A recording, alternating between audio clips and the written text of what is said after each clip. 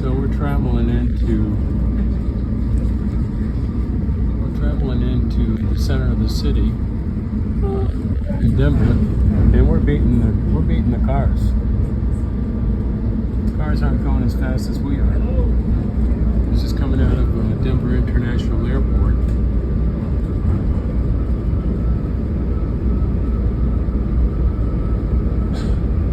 Can't see the mountains here, but I think the mountains are on the other side. Let me look at the other side. Yeah, you can see the mountains in the distance here. It's pretty cloudy, quite overcast. I'm looking back at Denver International Airport.